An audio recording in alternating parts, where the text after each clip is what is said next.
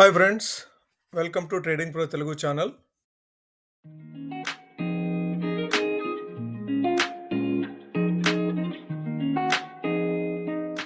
Good evening friends, welcome back to your daily stock market update. One more intense day in Dalal street. IT sector underperformance, rupee volatility, అట్లానే foreign funds flow, so అట్లానే చాలా unpacked news ఉన్నాయి. Let's deep dive and break down everything that move the markets today. ఇది వరుసగా 4వ రోజు మార్కెట్లో decline చూడటం అనేది, ఎస్పెషల్లీ లార్జ్ క్యాప్ ఇండిసెస్లో ట్రేడర్స్ చాలా కాషియస్గా ఉన్నారని చెప్పుకోవచ్చు. వీక్ గ్లోబల్ క్యూస్ తోటి మార్కెట్లో ట్రేడర్స్ చాలా కాషియస్గా ఉన్నారని చెప్పుకోవచ్చు. మనము ఈరోజు మార్కెట్ ట్రెండ్ కనుక అబ్జర్వ్ చేస్తే మనము స్మార్ట్ మనీ రొటేట్ అవుతూ ఉంది, సెక్టార్ రొటేషన్ జరుగుతూ ఉంది. స్మాల్ క్యాప్స్, మిడ్ క్యాప్స్ ఈరోజు పెరిగిన తీరు చూస్తే కనుక మనకి స్మార్ట్ మనీ అంతా కూడాను స్మాల్ అండ్ మిడ్ క్యాప్స్లోకి ఎక్కువగా వెళ్తూనే. అక్కడ మనం బుల్లిష్నెస్ చూసాము. చాలా మిడ్ అండ్ స్మాల్ క్యాప్స్లో బాటమ్ లెవెల్స్కి వచ్చినప్పుడు కాస్త బయింగ్ అనేది ఎమర్జ్ అవుతున్నట్టుగా మనం చూస్తూ ఉన్నాము. ఈ రోజు ట్రెండ్ని చూస్తే మనకు అది క్లియర్గా అర్థమవుతుంది. నిన్నటి వీడియోలో మనం డిస్కస్ చేసుకున్నట్లుగానే ఐటీ సెక్టర్ ఈ రోజు కూడా అండర్ ప్రెషర్ ఉండింది.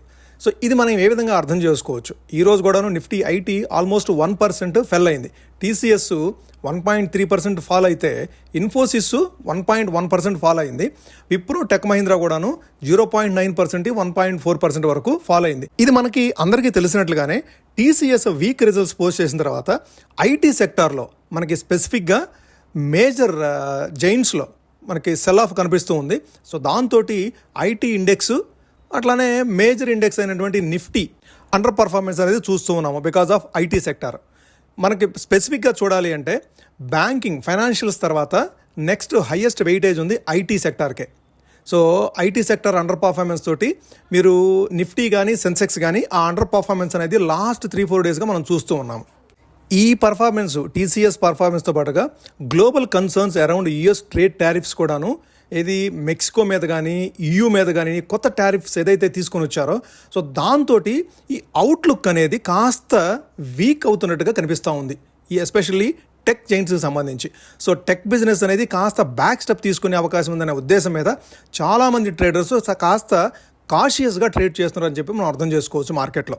దాంతోపాటుగా రూపీ స్లైడ్స్ టు 2 వీక్ లో. రూపీ ఆల్మోస్ట్ 87 రూపీస్కి వచ్చింది అగైన్స్ డాలరు.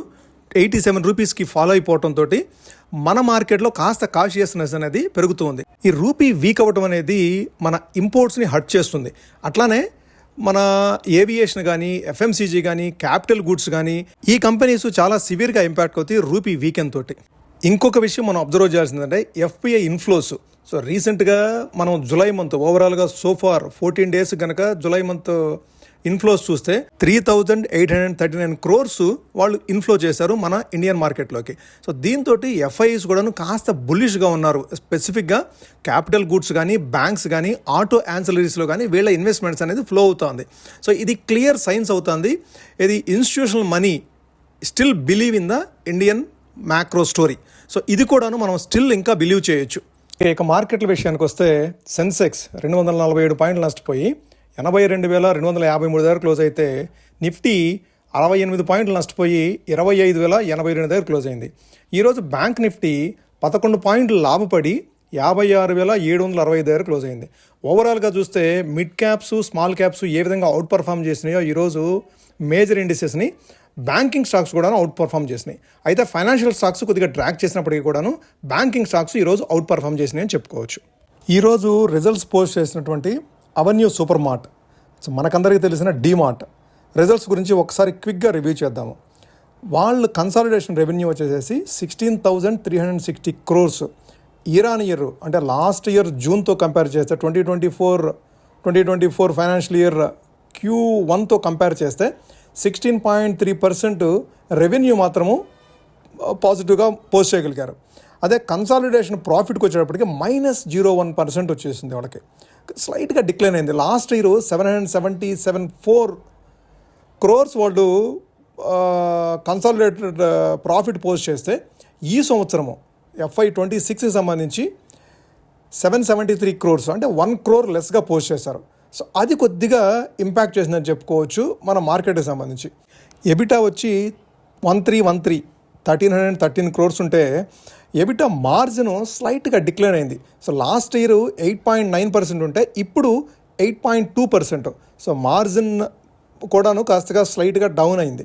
సో దీంతో మార్కెట్లో కాస్త నెగిటివ్ సెంటిమెంట్, ఎఫ్ఎంసీజీ సెక్టార్లో కాస్త నెగిటివ్ సెంటిమెంట్ అనేది, సో దీంతో ఓవరాల్గా ఎఫ్ఎంసీజీ స్టాక్ కూడాను ఈరోజు స్లైట్గా ఇంపాక్ట్ అయ్యని చెప్పుకోవచ్చు. ఈరోజు రిజల్ట్స్ తర్వాత స్టాక్ వచ్చేసి 2.6% to 3% అనేది డౌన్ అయింది. సో ఈ వీక్ రిజల్ట్స్ తోటి ఎన్ఎస్సీలో కానీ బీఎస్సీలో కానీ ఈరోజు స్టాక్ కాస్త డౌన్ టిక్ అనేది జరిగింది.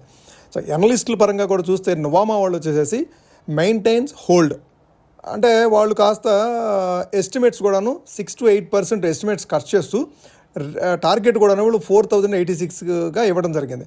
అదే మోతీలాల్ ఓస్వాల్ వాళ్ళు బైకాల్ ఇచ్చారు.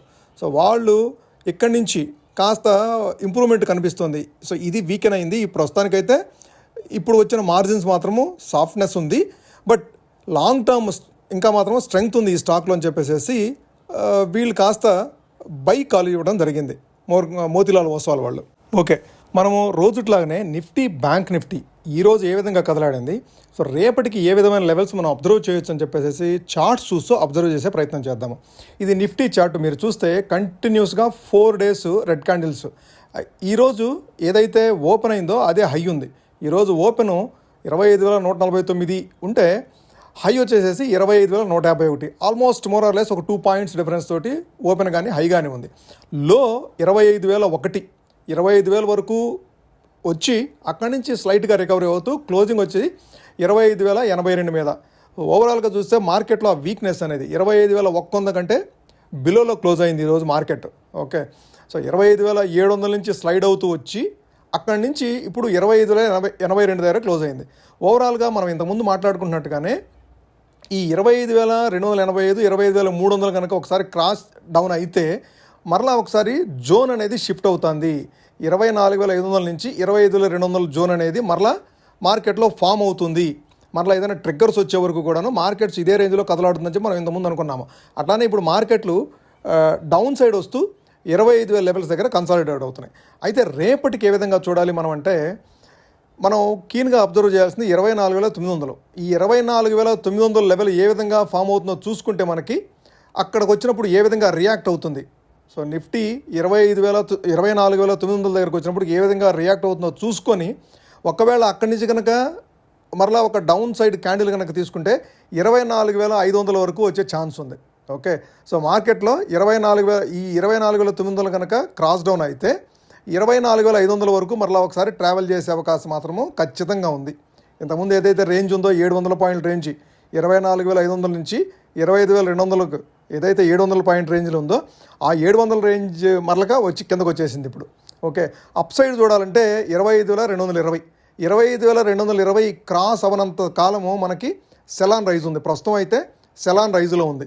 ఏది టెంపరీగా మాత్రమే, ఇది లాంగ్ టర్మ్ సెలాన్ రైజ్ కాదు, టెంపరీగా. ఇప్పుడు మార్కెట్స్ బ్రేక్ డౌన్ అయినాయి కాబట్టి ఈ టెంపరీగా మనము సెలాన్ రైజ్గా చూడొచ్చు.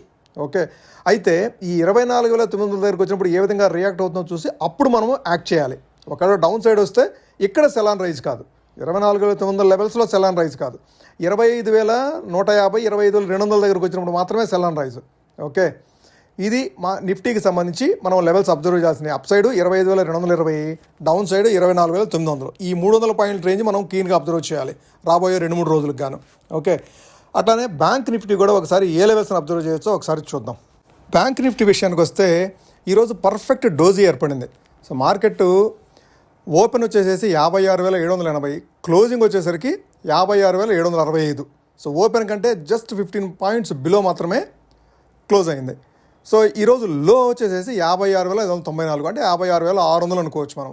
సో ఇప్పుడు మనం అబ్జర్వ్ చేయాల్సిన లెవెల్, సో ఇక్కడ కాస్త కన్సాలిడేషన్ అనేది కాస్త షార్ట్ రేంజ్లో, చాలా తక్కువ రేంజ్లో కన్సాలిడేషన్ అవుతాం మనం బ్యాంక్ నిఫ్టీలో చూస్తున్నాం. బ్యాంక్ నిఫ్టీలో మాత్రం ఆ స్ట్రెంగ్త్ ఉంది.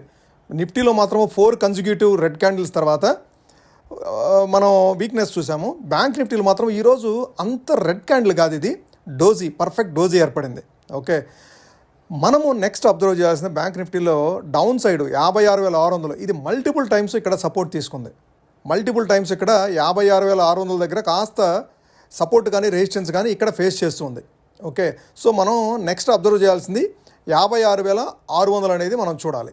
56,600 కనుక క్రాస్ డౌన్ అయితే మరలా ఒకసారి 56,100 56,300 ఆ రేంజ్ ఒకసారి టెస్ట్ చేసే అవకాశం ఉంది.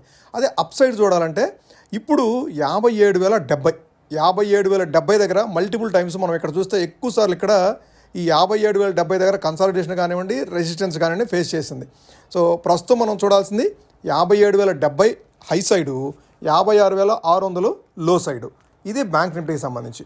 ఈరోజు మనం డిస్కస్ చేసుకోబోయే స్టాకు సెంట్రల్ బ్యాంక్. సో ఇది ఆల్మోస్ట్ 60-63 లెవెల్స్ నుంచి క్రాస్ డౌన్ అవుతూ 200-డే మూవింగ్ యావరేజ్ని క్రాస్ డౌన్ చేస్తూ చాలా టైం ఇక్కడ కన్సాలిడేట్ అవుతూ ఉంది. సుమారుగా మీరు చూస్తే 8th ఏప్రిల్ నుంచి సో ఈ లెవెల్లో 34 నుంచి 41 ఈ 7 రూపీస్ రేంజ్లో ఆల్మోస్ట్ లాస్ట్ 3-4 మంత్స్గా ఇది కన్సాలిడేషన్ అవుతూ ఉంది. ఇందుట్లో ఇంకొక క్యూఐపి ఇక మార్కెట్లో ఒక న్యూస్ ఏంటంటే క్యూఐపికి వచ్చే అవకాశం ఉంది. ఈ క్యూఐపి ఏ ప్రైస్ మీద క్యూఐపికి వెళ్తారు, దానికంటే లాస్ట్ క్యూఐపి కంటేనో ఇది లోయర్ సైడ్, ఆ ప్రైస్ కంటే కూడాను ఇప్పుడు లోయర్ సైడ్ ట్రేడ్ అవుతుంది. ఇది మంచి అవకాశం ఉంది మార్కెట్లో. ఇది మరలా ఒకసారి హై సైడ్ మూవ్ అయ్యే అవకాశం మాత్రము మంచిగా కనపడుతుంది. ఒకసారి దీని ఫండమెంటల్స్ స్క్రీనర్.inలోకి వెళ్ళి ఒకసారి దీని ఫండమెంటల్స్ చూద్దాం. మనం దీని ఫండమెంటల్స్ చూస్తే దీని మార్కెట్ క్యాపిటలైజేషన్ 34,712 కోట్లు, దీని స్టాక్ పిఈ 8.77 ఉంటే ఆర్ఓసి 5.48, ఆర్ఓఈ 11.4 ఉంది. దీని బుక్ వాల్యూయే 40 ఉంది. సో ప్రస్తుతం అయితే ఇది బుక్ వాల్యూ కంటే తక్కువ ప్రైస్లో ట్రేడ్ అవుతుంది. సో ఇది 52 వీక్ హై వచ్చేసేసి 67.6 ఉంటే 52 వీక్ లో 32 ఉంది. అంటే 52 వీక్ లో కంటే ఒక 20% హైలో ట్రేడ్ అవుతుంది. అయితే 52 వీక్ హై కంటే కూడాను ఆల్మోస్ట్ 40% బిలోలో క్లోజ్ అవుతుంది. దీని రిజల్ట్స్ చూస్తే కనుక మీరు లాస్ట్ క్వార్టర్స్ రిజల్ట్స్ చూస్తే మీరు మార్చ్ 2025లో 8,653 క్రోర్స్, డిసెంబర్లో 8,500, సెప్టెంబర్లో 8,200. సో మీరు క్వార్టర్ ఆన్ క్వార్టరు కంటిన్యూస్ ఇంప్రూవ్మెంటే చూస్తారు మీరు. సో క్వార్టర్ మాత్రము కంటిన్యూస్గా ఇంప్రూవ్మెంటే చూస్తున్నారు. అయితే ఫైనాన్షియల్ ప్రాఫిట్ వచ్చేసేసి కాస్త ఫ్లక్చువేట్ అవుతుంది. ఓకే, ఇది కొద్దిగా కన్సర్న్. కాకపోతే ఇప్పుడు మార్కెట్లో నెట్ ప్రాఫిట్, సో దీని నెట్ ప్రాఫిట్ కనుక చూస్తే 345 క్రోర్స్, మార్చ్ 2022లో 345 క్రోర్స్ ఉంటే మార్చ్ 2025కి 1,106 క్రోర్స్, అంటే 3 times ఇంక్రీజ్ అయింది. ఓకే, సో ఇది పాజిటివ్ అంశంగా తీసుకోవాలి మనం.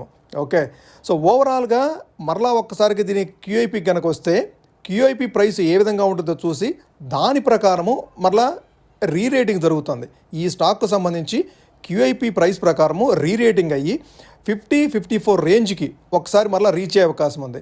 సో మనం చార్టు పరంగా చూడాలంటే ఇది 36-30 నుంచి 41 రూపాయి, అంటే 36 రూపాయల నుంచి 41 రూపాయి, ఈ 5 రూపీస్ రేంజ్లో ఆల్మోస్ట్ 2-3 మంత్స్ స్పెండ్ చేస్తూ ఉంది. సో ఇక్కడ కన్సాలిడేషన్ అవుతుంది అని చెప్పుకోవచ్చు మనం.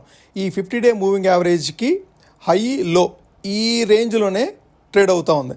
సో ఇది ఒక్కసారి కనుక 41 రేంజ్ క్రాస్ అయితే మరలా ఒకసారి 200-డే మూవింగ్ యావరేజ్ 45, అంటే 10%.